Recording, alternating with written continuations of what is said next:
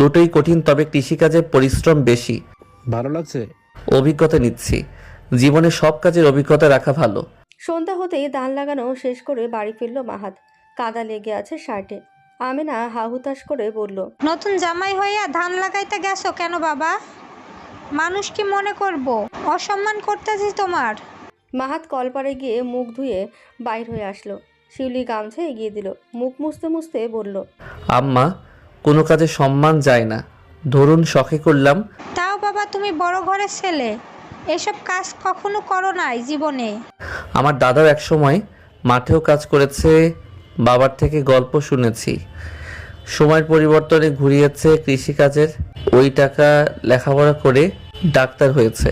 আমি এসবে অভ্যস্ত নই ঠিকই, তবে করা যাবে না এমন কোথাও লেখা নেই।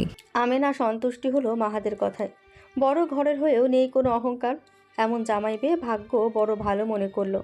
চুলায় রান্ধন বসিয়েছে মনে পড়তে আমেনা ছুটল সেখানে। শিউলি শার্ট আর লুঙ্গি বের করে দিল তাকে, বলল, বদলে আসুন ঘর থেকে, নইলে গোসল করুন। চলো নদীতে গোসল করবো আজ। শিউলি লুঙ্গি গামছা আর সাবান দিয়ে মাহাদের পিছু পিছু গেল। নদীর পানি কম, নেমে পড়ল অনেকটা, গিয়ে বুক সমান পানি পেল।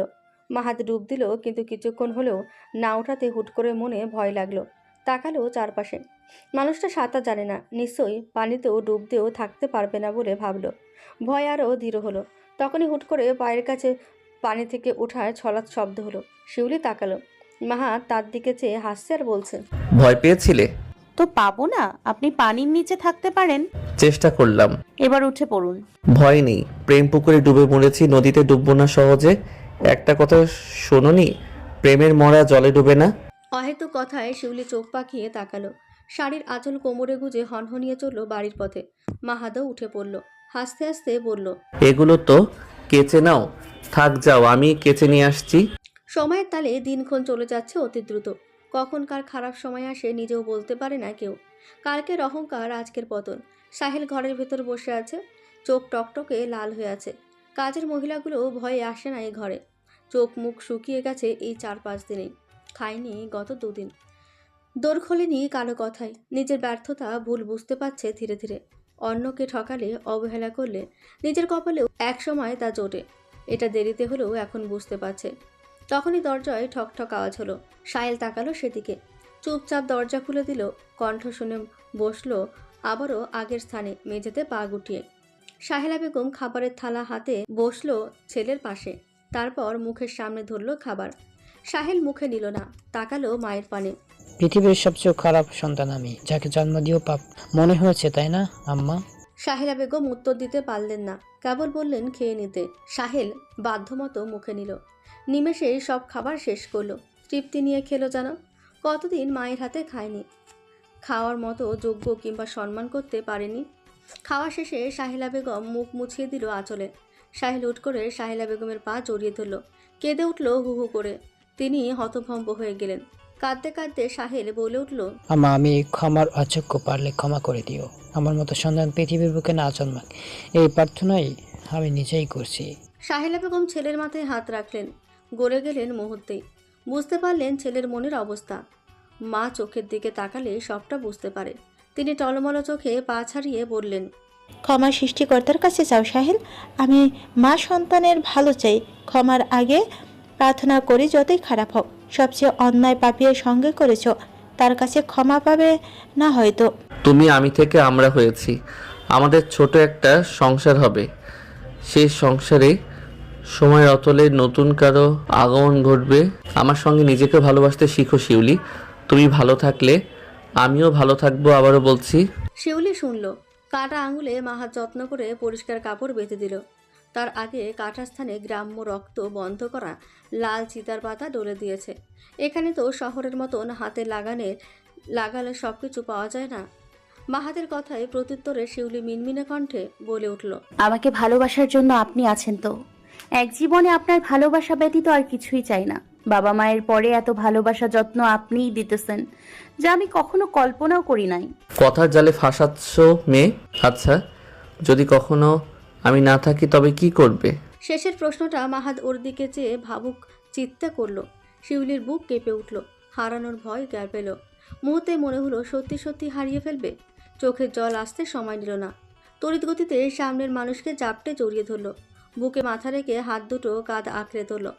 মাহাদ এহন কাণ্ডে ক্ষণিকের জন্য হতভম্ব হয়ে গেল। শিউলি কাঁদছে বুঝতে সময় নিল না। শার্টের বুকের অংশ ভিজে অনুভব করেছে। কান্নার শব্দ হচ্ছে ধীরে। মাহাদ মুচকি হাসলে এই ভেবে ভুল মানুষকে ভালোবাসেনি সে। শিউলি বুকে চেপে সান্ত্বনার সহিত চুলে হাত বুলিয়ে দিয়ে বলল, কাঁদছো কেন? আমি তো শুধু পরীক্ষা করছিলাম ভালোবাসো কতটুকু তা জানতে, কিন্তু তুমি তো কেঁদে একাকার করলে। তবে বুঝতে পারলাম সোনার কন্যা আমায় ভীষণ ভালোবাসে।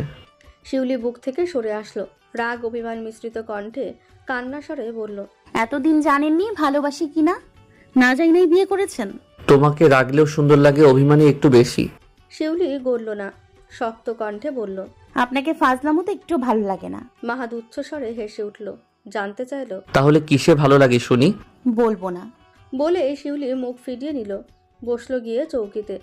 মাহাদের বিপরীত দিক হয়ে। মাহাদ বুঝতে পারল রাগ আজ কঠিন রূপ ধারণ করেছে। ও এসে বসলো শিউলির পাশে। গলা খেকর দিয়ে নরম কণ্ঠে অনুতপ্তের ন্যায় বলল, দুঃখিত, আর বলবো না কখনো। তোমার মুখে ভালোবাসি শুনতে ভালো লাগে, উপেক্ষার শব্দ নয়। শিউলি মাহাদের দিকে তাকালো। অনুতপ্তের দৃষ্টি দেখে কিছুটা নরম হলো। সোজাসুজি হয়ে বসলো। বলল, আপনাকে উপেক্ষা করার সাধ্যই আমার নেই। উপেক্ষা করার হলে অপেক্ষা করতাম না আপনার জন্য। আমার সমস্ত অপেক্ষা আপনাকে নিজের করে পাওয়ার জন্য ছিল, যা আমি পেয়ে গেছি। উপেক্ষাকে অপেক্ষায়, তারপর পূর্ণতায় পরিণত করেছেন আপনি। মাহাদ নিঃশব্দে হাসলো।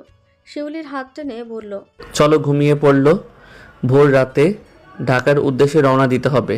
শিউলির মন খারাপ হয়ে গেল এক মুহূর্তে। একটি শব্দতে কত মন খারাপ লুকিয়ে আছে।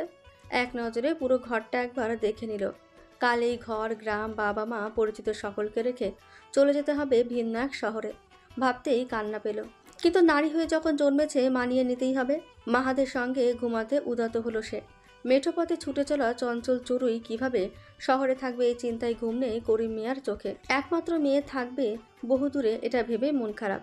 আমেনা স্বামীকে এপাশ ওপাশ করতে দেখে বলল, তখন থেকে এপাশ ওপাশ করতেছেন কেন? শরীর খারাপ লাগতেছে? না রে, ঘুম আসতেছে না। তুই ঘুমাস না কেন?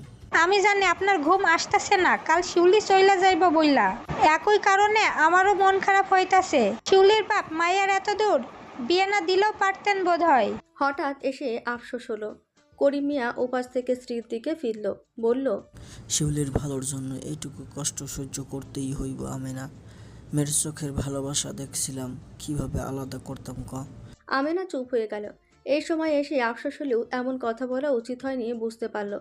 মাহাদের মতো দায়িত্বশীল একজন ছেলে পাওয়া বড় কঠিন।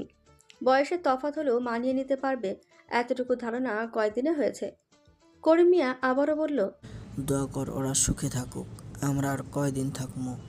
দূরে থাকলেও কি মেয়ের সুখ দেখলে আমাদের শান্তি। করিম মিয়া স্ত্রীকে সান্ত্বনা দিতে এই কথা বলল। আমেনা বুঝতে পারল তা। নিজে কতটুকু মানল তা ওনার চোখ দেখলেই বোঝা যাচ্ছে। চারদিকে আলো ফুটেছে সবে। ট্রেন এসে হাজির হলো স্টেশনে। এখন বাজে 5:45। মাহাত, শিউলি, শাহিদ আর নিধি ট্রেনের অপেক্ষায় বসেছিল। নাজির আর করিম মিয়া এসেছে তাদের ছাড়তে। শিউলি মন খারাপ করে বসে আছে। চোখ দিয়ে জল পড়ছে এখনো। ভোর রাতে বেরোনোর সময় আমেনা বেগম, জাবেদা বিবি আর মালার কান্না দেখে সেও কাঁদতে শুরু করে। সেই কান্না এখনো থামেনি। নিঃশব্দে শুধু চোখের জল মুছছে। করিম মিয়া পাশে বসে আছে। মেয়েকে বোঝাচ্ছে, সান্ত্বনা দিচ্ছে। নিজের ভেতর কাঁদলেও হাসি মুখে কথা বলছে মেয়ের সঙ্গে। নিধি চুপ। মুখে কোনো কথা নেই, চোখে নেই অনুভূতি। সে বেশ শক্ত ধাঁচের মানুষ। উপরে দেখে ভেতরে বোঝা বেশ কঠিন। তবে মনে মনে ভাবছে কিছু কথা। ভোর রাতে বেরোনোর সময় হঠাৎ নুরুল আলমের আগমন ঘটে তার সামনে। মাপ চায় হাত জোর করে। নিধি তিরস্কার করে হাসে, বলে, অহংকার দম্ভ চূর্ণ হলো। যে নারীদের মতামতকে প্রাধান্য দেয় না, সে নারীর কাছে ক্ষমা চাইছেন, ব্যক্তিত্বে বাড়ছে না আজ। নুরুল আলম মাথা নিচু করে রইল। নিধি স্ত্রীর দৃষ্টি অন্য পাশে গেল। শাহিদ ইশারায় কিছু একটা বলছে। অনুশোচনার কণ্ঠে নিধির কণ্ঠ নরম হলো। বাড়ি থেকে বেরোনোর আগে মা ভাইয়ের থেকে বিদায় নিয়ে বাবার সামনে দাঁড়িয়ে বলল, আমি আপনাকে মাফ করার কেউ নই। আমি আপনার মেয়ে। আমার কাছে আপনি শ্রদ্ধার। পিতা বড় ভারী শব্দ। আপনার প্রতি যতটুকু রাগ, অভিমান, অভিযোগ ছিল তা শেষ করলাম। ভালো থাকবেন। আর হ্যাঁ, সব কিছুর পরেও যে মানুষটা সঙ্গ ছাড়েনি তাকে এই শেষ বয়সে না হয় একটু যত্নে রাখার চেষ্টা করবেন। খারাপ সময়ে সকলে পিছু টান দিলেও ওই নারী কিন্তু সঙ্গ দিয়েছে। নারীদের মতামতকে গুরুত্ব দিতে শিখুন, বুঝতে শিখুন তার সহ্য ক্ষমতাও ভালোবাসা। নিধি বেরিয়ে গেল। এক এক করে সকলে চলে গেল। কেবল নুরুল আলম ঠায় দাঁড়িয়ে রইল, তাকিয়ে শূন্য আকাশে। একটা চাঁদ জলজল করছে, দিনের আলো না ফোটার কারণে দেখা যাচ্ছে। সেখানে তিনি নিজেকে দেখতে পেলেন। নিঃসঙ্গ আকাশকে সঙ্গ দিতে চাঁদের আগমন হয়েছে। তেমনই তো সালিহাও তাকে সঙ্গ দিয়েছে এত কিছুর পরেও। নিধি চলো। শাহিদের ডাকে তার ধ্যান ভাঙল। তাকিয়ে দেখলো মাহাদ উঠেছে, শিউলি করিম মিয়াকে জড়িয়ে কাঁদছে। তিনি মাথায় হাত বুলিয়ে উঠিয়ে দিলেন ট্রেনে। নিধি উঠতে নাজির ওর সামনে গেল, বলল, সাবধানে থাকিস, আসিস সময় করে, আর চিঠি দিতে বলিস না, ঠিক আছে? নিধি মাথা নাড়ালো, বলল, তুমি আর মালা ফিরে যেও বাড়িতে। আব্বা নিজের ভুল বুঝতে পেরেছেন, এ সময়ে পাশে থাকা প্রয়োজন। তিনি ভালো পিতা না হতে পারলেও তুমি ভালো সন্তান হয়ে পাশে থেকো। আমিও ভেবেছি, বাবা বলার সাহস পাইনি, তবে মাকে দিয়ে বলিয়েছি এখান থেকে ফিরেও বাড়িতে উঠবো। এর মধ্যে ট্রেনের হুইসেল বেজে উঠল। ওরা সকলে নিজেদের সিটে বসে পড়ল। শিউলি একচিট্টে স্টেশনে হাসি মুখ ও বিশ্বাস চোখে দাঁড়িয়ে থাকা করিম মিয়ার দিকে তাকিয়ে আছে। চোখে জল আসলেও মুখ হাসছে, কারণ তার মেয়ে বলেছে। তোমার হাসি মেলা সুন্দর লাগে আব্বা। মুহূর্তের মধ্যে শিউলি চোখের আড়ালে চলে গেল। করিম মিয়া চোখের জল ফতুয়ার হাতায় মুছে উল্টো পথে পা বাড়ালো। ট্রেনের গতির সঙ্গে দুলতে শুরু করলো বগি। শিউলি এখনও তাকিয়ে আছে জানালার দিকে। কারো হাতের স্পর্শে পাশ ফিরে তাকালো। সামনের নিধি দাঁড়িয়ে আছে। চোখের জল মোছো, আমি আছি তো। মন খারাপ হলে দুজনে চলে আসবো এখানে। শিউলি চোখের জল মুছল। নিধির মতো হাসতে পারল না, তবে আর কাঁদল না। নিধি নিজেরও মন খারাপ, তবে কাউকে বুঝতে দিচ্ছে না। সে বসে পড়ল সামনের সিটে। শাহিদ তার হাত মুঠোয় রাখলো, চোখের ইশারায় আশ্বস্ত করে বলল, দুঃখ কষ্ট লুকিয়ে রাখতে হয়, কিন্তু আমার কাছে নয়। কাঁদতে চাইলে কাঁদতে পারো, ভরসার বুক আছে তোমার পাশে। নিধি শাহিদের বুকে মাথা রেখে নিঃশব্দে কেঁদে উঠল, আঁকড়ে ধরল হাতের মুঠো। নিঃশব্দ কান্নার আওয়াজ কারো কানে না পৌঁছলো, নাক টানার আওয়াজ কেউ শুনতে পাচ্ছে। কিছুটা সময় অতিবাহিত হওয়ার পর শাহিদ বলল, এবার থেমে যাও, হালকা লাগছে না এখন? নিধি বুক থেকে উঠে সোজা হলো, চোখ মুছে নিজেকে স্বাভাবিক করলো, মাথা নাড়িয়ে সম্মতি জানালো, বলল, আমার জীবনে আসার জন্য শতকোটি কৃতজ্ঞতা। যার কাছে নিজেকে ভেঙে আবার গড়তে পারবে এমন মানুষ সকল নারীর কপালেই জুটুক। ব্যাস, এখানে থামুন। মাহাদের কথায় ব্রেক কষলো শহরে অটো। শিউলি মাথা তুলে চাইল। এই শহর, গাড়ি বাড়ি সবই তার কাছে নতুন। খুব ব্যস্তময় না হলেও গ্রামের থেকে 3 গুণ মানুষ ও শহরে গাড়ি চলে। এত জমকালো পরিবেশে সে আগে কখনো আসেনি, দেখেনি এই রাজধানী শহর। অটো থেকে নামতেই প্রথমে নজর পড়ল একটি 2 তলা বিশিষ্ট অর্ধপুরনো বাড়ি। সবুজ ও নীলের মিশ্রণ রং গায়। সবুজের মাঝে শ্যাওলার আবরণ দেখা যাচ্ছে না খুব একটা। বাড়ির লোহার গেটের এক পাশে একটা জবা ফুল গাছ, আরেক পাশে শিউলি। লাল জবা ফুটে আছে বেশ কয়েকটা। অসময়ে শিউলির দেখা মিলেছে 2-1টা। বাড়ির সামনে বড় করে নেম প্লেটে লেখা আছে শান্তিনীর। নামটি বেশ আগ্রহ নিয়ে দেখছে শিউলি। এই নামে কেউ আছে বলে জানে না সে। মাহাত কখন এসে পাশে দাঁড়িয়েছে খেয়ালও করেনি। ওর আগ্রহী দৃষ্টি দেখে বলে উঠল, আমার মায়ের ডাকনাম শান্তা। বাবা ভালোবেসে ডাকতো শান্তি, কারণ তার জীবনে মা এসেছিল সুখ ও শান্তির পরশ নিয়ে। দাদা দাদি মারা যাবার পর নিজ বংশের তেমন কেউ না থাকায় মাই ছিল পরিজন প্রিয়জন, কিন্তু শেষে সেও চলে গেল আমাদের নিঃস্ব করে। মাহাতের কণ্ঠ কাঁপছে, বলতে গিয়ে থেমে গেল শেষে। শিউলি তাকালো, বিষাদ মুখখানা নজরে পড়ল। 2টো ব্যাগ হাতে নিয়ে দাঁড়িয়ে আছে সে। শিউলি বলল, চলুন ভেতরে। ও হ্যাঁ, চলো।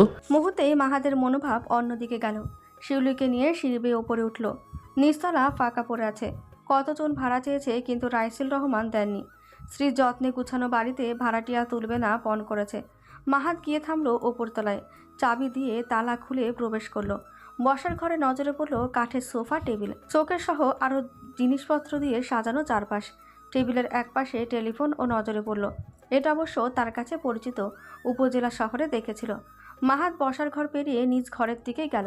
শিউলিও তার পিছু নিল। এই সময় রাইসুল রহমান বাড়ি থাকেন না, তা জানেন মাহাত। হসপিটালে আছেন। শিউলি কেবল চারপাশে তাকিয়ে দেখছে। গোছানো ঘরবাড়ি, জাঁকজমক, চেনা অচেনা জিনিসপত্র, সব কিছু আগে কখনো দেখেনি। গ্রামের গণ্ডি পেরিয়ে কখনো যাওয়া হয়নি জেলা শহরে, আর রাজধানী শহর তো দূর। মাহাত ব্যাগ দুটো রেখে শিউলিকে বলল, যাও হাত মুখ ধুয়ে পোশাক বদলে নাও, গোসলখানা এদিকে।